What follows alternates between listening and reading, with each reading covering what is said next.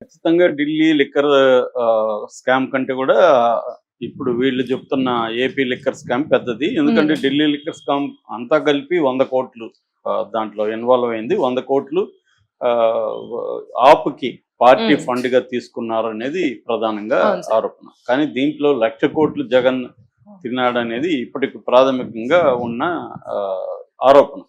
అంటే సంవత్సరానికి 25,000 కోట్ల పైన దాంట్లో మిస్యూజ్ అయిందని. ఇది యాక్చువల్‌గా గతంలో పురంధేశ్వరే దీని మీద హోంశాఖకు కూడా డీటెయిల్‌గా ఫైల్ సబ్మిట్ చేసింది. ఆమె గ్రౌండ్ వర్క్ కూడా తనే సొంతంగా కొన్ని బ్రాందీ షాపులకెళ్ళి, వైన్ షాపులకెళ్ళి ఆమె పరిశీలించి ఇవన్నీ చేసి ఆమె డీటెయిల్‌గా పెట్టింది. సో దాని తర్వాత అంటే ఆమె చెప్పింది ఏంటంటే ఇది మొత్తం గవర్నమెంట్ ఆధ్వర్యంలో నడిచే లిక్కర్ షాపు పాలసీ. ఢిల్లీలో రివర్స్. ఢిల్లీలో ఏంటంటే గవర్నమెంట్ లిక్కర్ షాపుల్ని రద్దు చేసి ప్రైవేట్ వాళ్ళకి ఇవ్వడం. ఆ ప్రైవేట్ వాళ్ళ దగ్గర నుంచి ముడుపులు తీసుకోవడం. అందులో కింగ్ అనవద్దు, క్వీన్ పిన్ అనొచ్చు ఈ మన కవిత.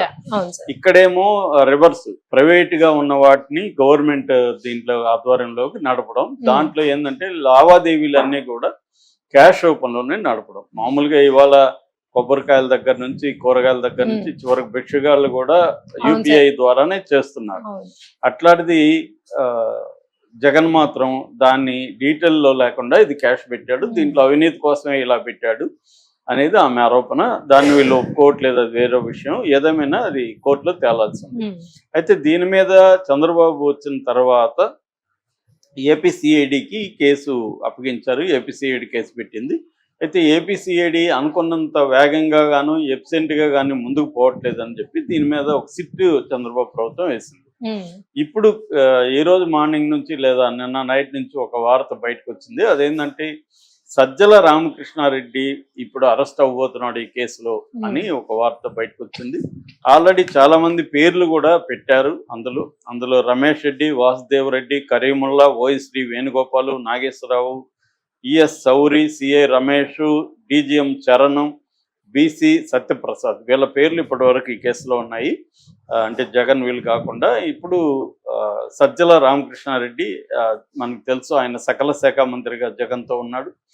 సో ఆయన కూడా ఇప్పుడు ఇన్వాల్వ్ అయినట్టుగా వచ్చింది. కొత్తగా ఏమొచ్చిందంటే ఆడిట్ రిపోర్ట్ వచ్చింది. ఎక్సైజ్ శాఖకు సంబంధించి ఆడిట్ రిపోర్ట్లో ఏముందనేది ముందుగా మనం చెప్పుకుందాం. ఆడిట్ రిపోర్ట్లో ఏముందంటే 16,000 కోట్ల అవినీతి జరిగిందనే దానికి ఆధారాలు ఈ ఆడిట్ రిపోర్ట్లు ఉన్నాయి.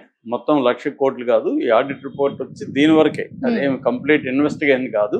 ఎక్సైజ్ శాఖలో ఎటువంటి ఇర్రెగ్యులారిటీస్ చోటు చేసుకున్నాయి అనేది ఆడిట్ రిపోర్ట్ చెప్తుంది. అందులో వాళ్ళు చెప్తున్నది ఏమంటే సజ్జల బంధువు సంబంధించిన ఒక కంపెనీ, విశిష్ట బిజినెస్ సొల్యూషన్స్ ప్రైవేట్ లిమిటెడ్ అనే కంపెనీ అవినీతికి పాల్పడింది. దీంట్లోనే మామూలుగా ఏంటంటే ఎక్సైజ్ శాఖ ఢిల్లీకి సంబంధించిన టీసీఐఎల్ అనే ఒక సంస్థతో సాఫ్ట్వేర్ ప్రోగ్రామింగ్, మెయింటెనెన్స్ వాటికి సంబంధించి ఒక ఒప్పందం చేసుకుంది. అక్కడ టీసీఎల్ నుంచి సబ్ కాంట్రాక్టు ఈ విశిష్ట బిజినెస్ ప్రైవేట్ లిమిటెడ్ వాళ్ళు చేసుకున్నారు సబ్ కాంట్రాక్ట్గా.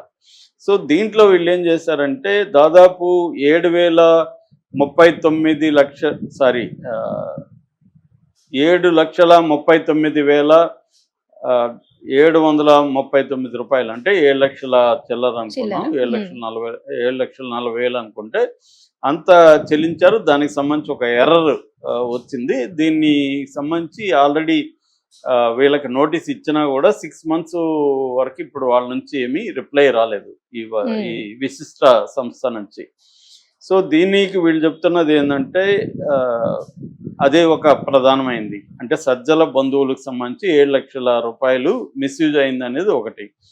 రెండవది జగన్ని అంటే జగన్కి ప్రకటనలు మామూలుగా అయితే information and public relations I&PR అంటారు డిపార్ట్మెంట్, దాని పర్మిషన్తోనే వేరే డిపార్ట్మెంట్స్ పబ్లిసిటీ చేయాలి. వాళ్ళకి ఇస్తే వాళ్ళు చేస్తారనమాట. పబ్లిసిటీ రంగం అది, ప్రసారం.